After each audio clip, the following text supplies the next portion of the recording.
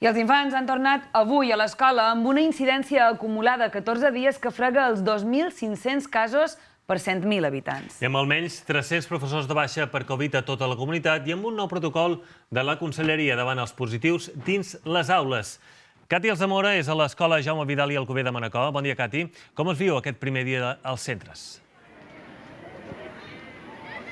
Bon dia i de jornada complicada la que han viscut avui els centres educatius de les Illes, principalment a causa d'aquest nombre de baixes entre el professorat que, com bé dèieu, superen ja les 300 arreu de la comunitat. Així, per exemple, ens podem fixar en el que ha passat en aquesta escola de Manacor on ens trobam nosaltres. Aquí avui de matí hi han faltat 3 mestres que s'han contagiat per coronavirus durant les vacances. Aquestes 3 baixes, de moment, no han estat cobertes amb professors substituts, sinó que són la resta de docents dels centres els que s'han hagut de reorganitzar per suplir, com dèiem, aquestes 3 baixes. De moment, encara no tenim la dada de quin percentatge d'alumnat ha faltat avui a classe, però sí tenim constància que en alguns centres educatius hi ha hagut infants que han anat a classe amb símptomes compatibles amb la Covid-19 i que els mestres els han hagut d'enviar de nou cap a casa. Les famílies afronten aquesta represa de les classes amb una certa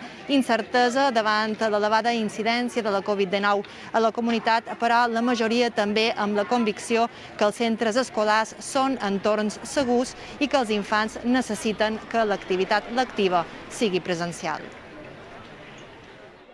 De momento el colegio creo que es uno de los más seguros, pero porque las medidas que toman las siguen bien. Pero bueno, sí que está la cosita esa de que da un poco de cosa traerlos, pero bueno, hay que seguir. Por ejemplo, ella lo ha tenido, su madre, que es mi hija también, pero lo han cogido muy suave. Entonces, por lo menos dice, esta vez no es tan agresivo. Ella ni se ha enterado, porque le hicieron pruebas y dio positiva, pero nada más. Y es una tranquilidad porque, vamos, es como si estuviera vacunada y ahora con las vacunas y todo.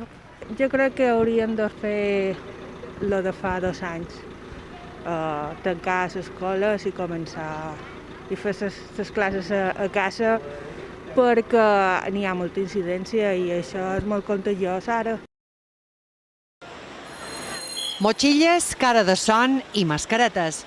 Són la imatge de la tornada a l'escola d'aquest segon trimestre del tercer curs escolar amb Covid. Molt manco trànsit que en altres ocasions, però una tornada a l'escola molt celebrada per algunes famílies. Hay que volver a clase, está claro, todos tenemos que volver a trabajar y los niños a clase y hacerlo de forma lo más segura posible. Bueno, bien, con muchas precauciones, como antes, con todo preparado, las mascarillas repuesto y esto, pero bien. Algunes fins i tot s'han plantejat no dur els infants avui i fer, per exemple, com a Itàlia, en què els nins no tornen a l'escola fins al 30 d'aquest mes. Sí, la verdad que sí, pero veremos, aquí estamos un poco mejor en esta isla, la verdad, en comparación con otros países.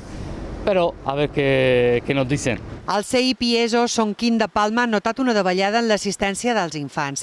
Per exemple, en aquest grup de segon d'ESO han faltat 6 joves perquè tenen símptomes compatibles amb la Covid. Només han faltat 2 docents. Al centre mantenen les mesures de seguretat, distància d'1,5 metres, mesuradors de CO2, filtre EPA i la finestra ben oberta. Volen evitar ser transmissors del virus i que s'hagin de tancar classes. O fer com altres escoles que demanaren a les famílies que no duguessin els infants els darrers dies de curs. Fue un final de curso caótico, o sea, nosotros nos confinaron directamente el propio colegio antes del final de curso. Nos dijo ya el día 20 que ya no volviéramos los días siguientes. Alguns docents no saben com es podran gestionar les noves instruccions. Tenim 28 nins per aula, ens demanen distància dins les aules i ja m'explicareu com amb 28 infants se pot mantenir 1,5 metres. És impossible.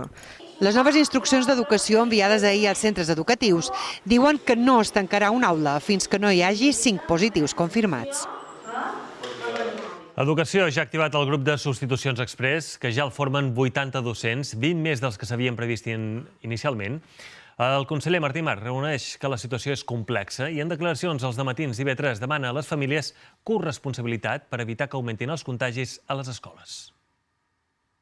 Demanant que sigui important que el protocol que se fan dins l'escola tingui una correspondència, una coherència amb el que se fa de fora, perquè, evidentment, no hi pot haver una escola que apliqui un protocol i que de fora hi hagi un relaxament absolut. Per tant, nosaltres demanem que a les escoles s'apliqui el protocol de forma adequada, ara més que mai, però també volem aquesta corresponsabilitat de fora, de les famílies, de tota la societat, perquè pensant que l'escola és un element clau. Han demostrat des del primer moment, mai han dubtat que l'escola havia de ser presencial i que és un objectiu per socialització, per salut mental, per elements emocionals i per l'aprenentatge, i aquest és una mica l'objectiu que ens hem plantejat.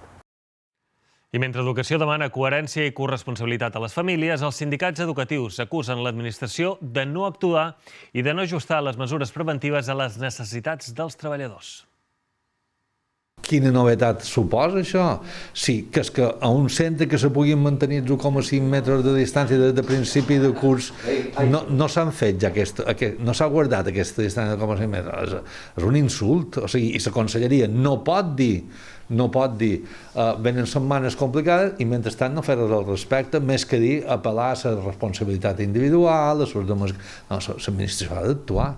Ens preocupa molt la modificació respecte del tancament de les aules, que només es produirà a partir de 5 casos positius, quan abans era a partir d'un cas, o del 20% de l'alumnat del mateix grup.